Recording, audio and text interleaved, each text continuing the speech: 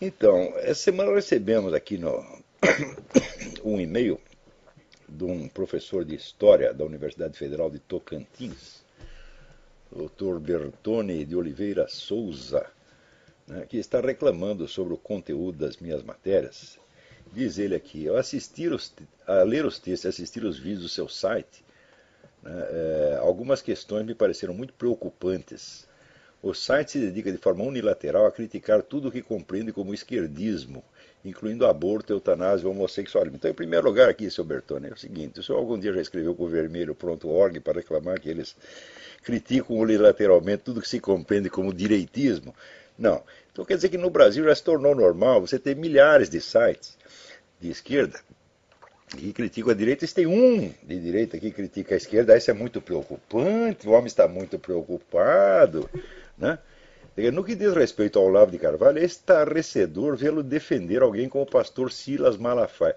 O que quer dizer o seguinte, o pastor Silas Malafaia só pode ser atacado, ele não pode ser defendido, né? Isso quer dizer que a imprensa inteira tem que ser unânime, descer o cacete unanimemente no sujeito e ninguém pode dizer uma palavrinha a favor dele, mesmo em casos onde ele esteja manifestamente correto, como nesta acusação espúria e boboca, aliás, que um promotor fez a ele, de que, ao dizer que a Igreja Católica tinha que cair de pau naqueles que, vamos dizer, que fazem chacota do cristianismo, né? O promotor entendeu que cair de pau significa agredir fisicamente, quer dizer, fazendo de conta que não entende. Quer dizer, eu não posso defender o Silas Malafaia nem neste ponto. Isso não quer dizer que o Silas Malafaia esteja certo em tudo, ou que não mereça ser criticado sobre certos aspectos, mas toda pessoa que pode ser criticada publicamente também tem de poder ser defendido, ou você não sabe disso? Parece que ele se escandaliza de que não haja uma unanimidade total, né? E ainda reclama de que nós falamos mal unilateralmente. Quer dizer que falar mal unilateralmente do pastor Silas Malafaia está certo, né? Ora, pensa um pouco, rapaz. Volta para a escola, vai aprender. Hein? Daí diz isso. Ou pior ainda, afirmar num de seus artigos a idoneidade de Francisco Franco. Eu digo, olha meu filho, vai estudar. Você estude a vida pessoal dos famosos ditadores de direita, como Francisco Franco, o Pinochet, ou o Castelo Branco, o Médici. Dá uma olhada na conduta pessoal deles e depois compara com a conduta pessoal desses que você adora, que você é um puxa-saco de Fidel Castro, de Mao Tse Tung, essa coisa. Vai ver, Mao Tse Tung era um estuprador de meninos e meninas, né? Stalin é a mesma coisa. E aqueles que não aceitavam ir para a cama com Mao Tse Tung morriam. Dá uma olhada na conduta pessoal e vê.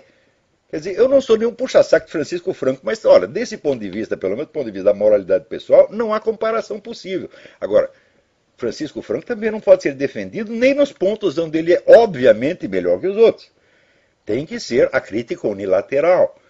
Ou seja, a unilateralidade de esquerda deve predominar e não pode ser contestada nem num pequeno site da internet. É isso que você pensa, seu Bertone. Quer dizer, é isso que você transmite aos seus alunos? Né? Quer dizer que a idoneidade, a honestidade consiste na unilateralidade da esquerda, que não pode ser contestada, não pode ser desafiada jamais. Quer dizer, é esta história que você ensina para eles, ó rapaz, o desgraçado. Tá certo?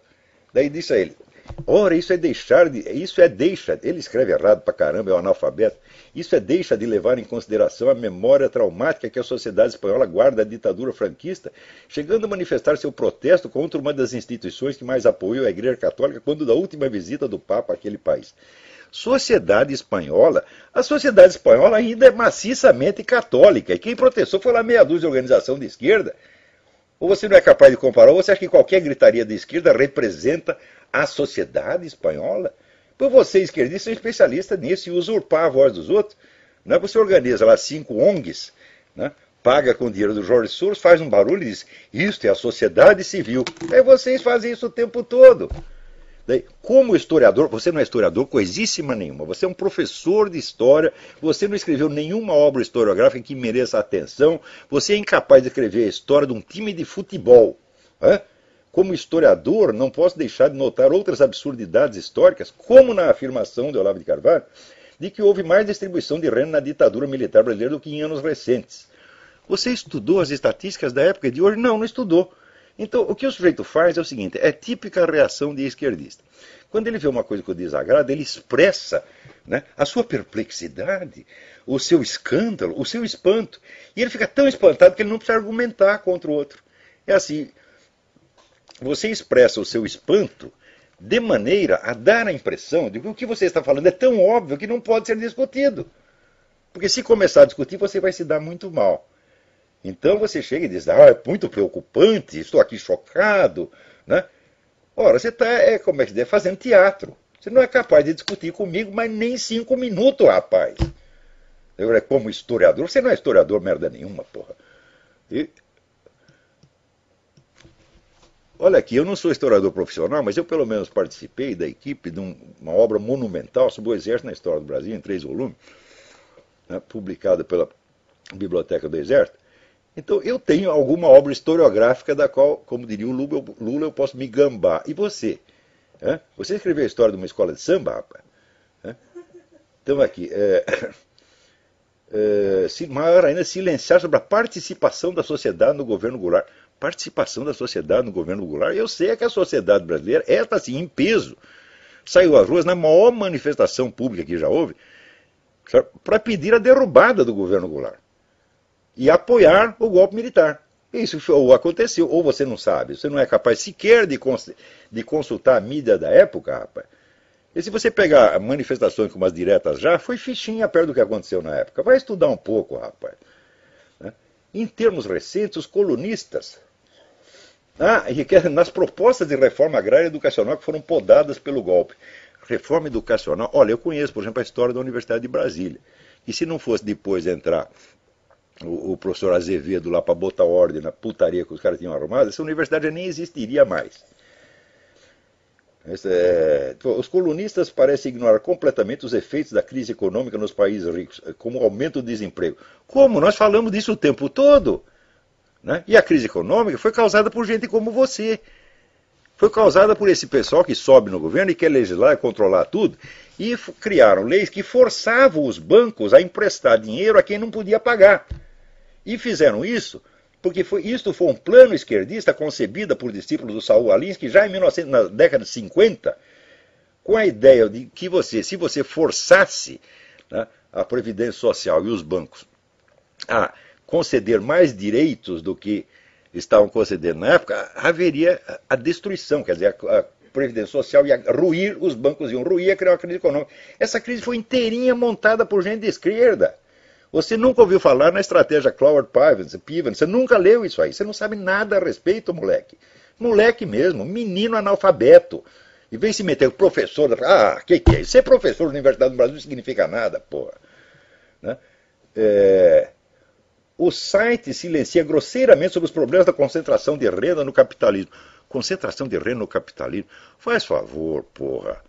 Concentração de renda existiu na União Soviética, existiu na China, porra. Na China tem até hoje, Quer dizer, porque o Partido Comunista concentra a renda na sua mão. Quer dizer, concentração de renda supõe que você tem uma autoridade, tá certo, que controla a economia.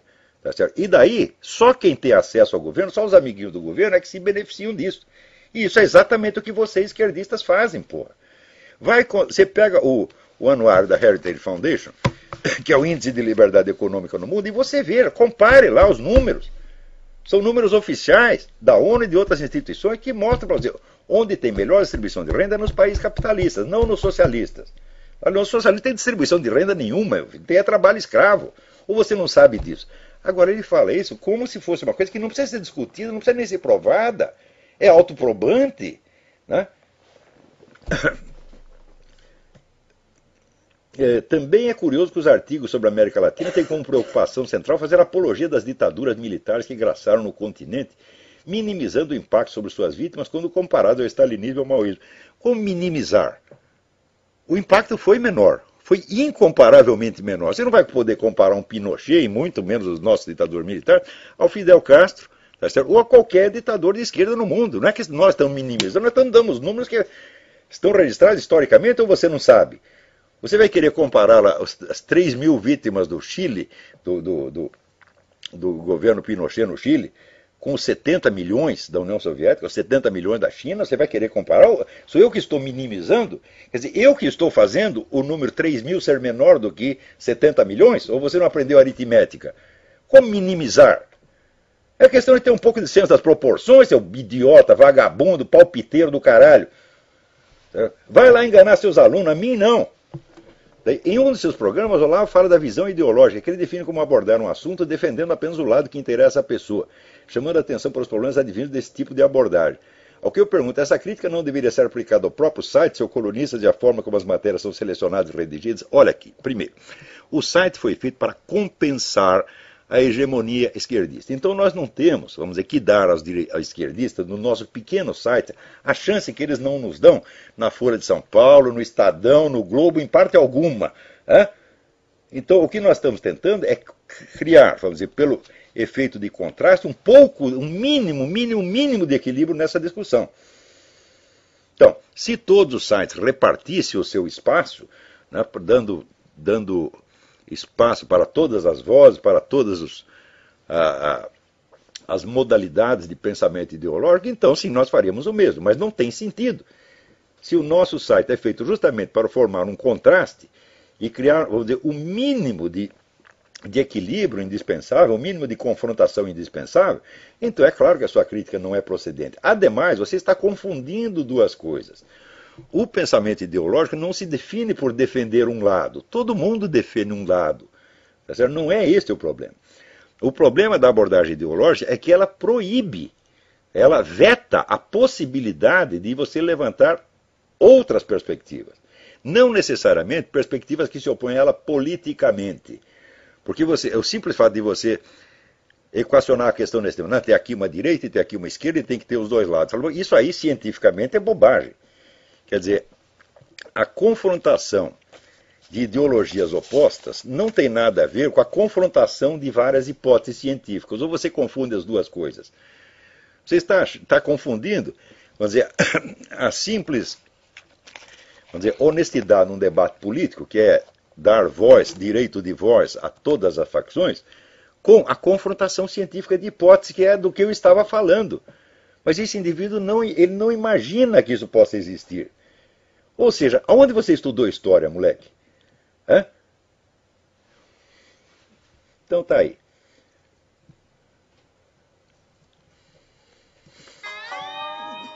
Isso é só mais um bobão que vem se meter no que ele não entende. O pior é o seguinte, professor universitário no Brasil é quase tudo assim.